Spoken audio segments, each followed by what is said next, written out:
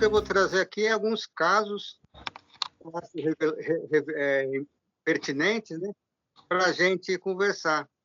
Mas antes disso, para você, tem algumas pessoas, né, que não conhecem a minha cartografia, a minha história, né, trazer algumas coisas da minha vida, né, o porquê que eu cheguei onde eu estou hoje, porquê e como, né? Juro que eu vou ser rápido, mas eu vou ter que voltar um pouco na minha infância, né? Que naquela época o silêncio fazia parte da minha vida. Eu entrava em grupos e entrava calado e saía mudo. Então foi fácil naquela época, né? Introduzir em mim, né? O desejo enquanto falta, porque o Fugante fala que desde criança é instaurado a falta. A questão foi tão grave, vamos dizer assim, que quando eu tinha 12 anos, o meu tio conhecia dois psiquiatras do movimento da antipsiquiatria, mas que tinham uma instituição que internava as pessoas, a Comunidade Terapêutica Anfance, em Diadema, São Paulo. Enfim, eu acabei ficando 8 meses nessa instituição. É impressionante como, para mim, eu não teria chegado onde eu cheguei se não fosse essa internação. Naquela época, a maioria das pessoas que são internadas é compulsoriamente, e para mim não, né? Foi bem interessante. Até me lembro falando em conexão, né? Quando eu entrei na comunidade terapêutica Infância, ficava lá no cantinho, em silêncio. Aí eu tinha 12 anos de idade, e aí um carinha que chamava Guilherme me chamou para jogar ping-pong, tênis de mesa, né? E eu gostei tanto que a gente ficava o dia inteiro, todos os dias quase, jogando. Aí eu brinco hoje que a minha primeira conexão com o mundo externo foi através do ping-pong, da bolinha. Depois da comunidade, né, aí eu sinto que eu comecei a pegar, um outro termo do Fugante, né, a vida com minhas próprias mãos. Então, eu mesmo ia atrás de terapia. O Chico falou de biodança, eu fiz biodança, fiz teatro e comecei a escrever poesia, né? E enfrentei essa coisa que eu vejo que não era timidez, que um tímido não daria cabeludo, com calça rasgada, porque eu virei roqueiro, né? E aí, dá um belo de um salto, eu resolvi fazer o curso de jornalismo, a faculdade de jornalismo. E depois fiz a faculdade de Ciências Sociais, e foi aí que eu conheci o Guattari. Né? O Guattari veio lançar o Caosmose, em São Paulo. Até lembro qual era a disciplina, Sociologia 10. Era Deleuze, Guattari e Foucault. E aí, naquela época, eu era marxista, tal, mas aí já estava em crise com o movimento estudantil, porque eu também entrei no movimento estudantil. E aí eu falei, preciso entrevistar o Guattari, né? Já era jornalista, tal, preciso entrevistar o Guattari. E fui no lançamento, a professora Catarina Coutai me apresentou ele, depois ele marcou no dia seguinte, na casa, não sei se vocês conhecem, da Sueli Ronick, do Núcleo de Subjetividade da PUC de São Paulo, né? Ele estava hospedado lá. Fiquei lá 1 hora com ele, foi uma conversa maravilhosa, foi publicado, inclusive. E, enfim, eu acho que essa introdução é importante para mim, porque eu cresci vivendo mesmo a primeira captura, a segunda captura, comecei a idealizar, ser reconhecido, né, por conta da falta que foi instaurada em mim quando eu era criança. Tem muito a ver com meu pai, mas eu não vou entrar nessa história. Daí eu fiz faculdade de Ciências Sociais, mestrado e doutorado, né?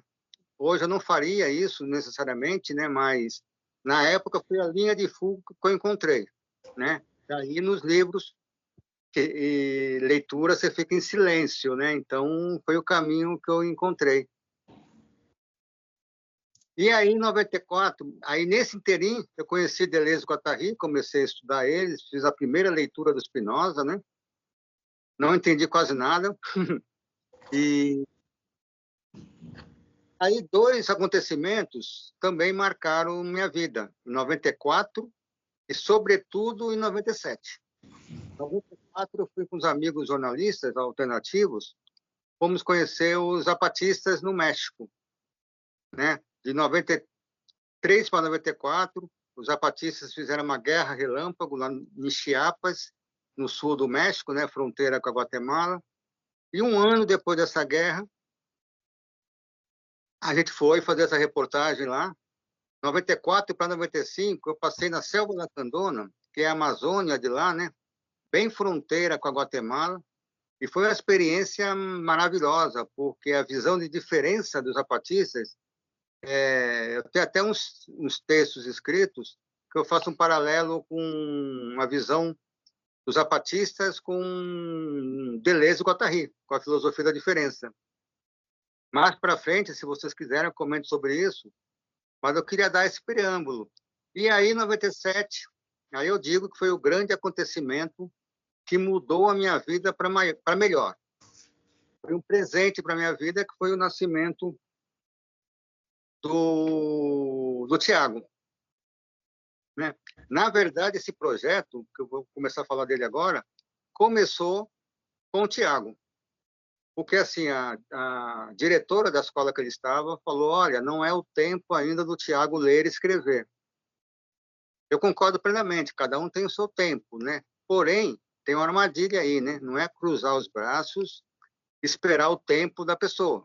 Esperar ela dizer, agora está no meu tempo de fazer isso ou aquilo. Você tem que provocar, você tem que investir.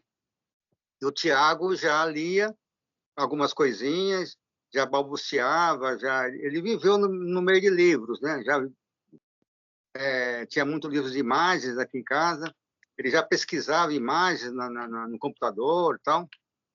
E aí, no tempo livre que eu tinha, coincidiu, ele estudava de manhã, eu tinha um tempo livre à tarde, eu dava aula de manhã e à noite. E à tarde eu ia com ele em biblioteca, né? Comecei a ler para ele historinhas de livros que ele escolhia. Também não vou me aprofundar nisso, porque eu vou ficar uma hora falando sobre isso. Mas, enfim, em um ano, Tiago, do jeito dele, estava lendo e escrevendo, né? E o queixo da diretora da escola caiu, né?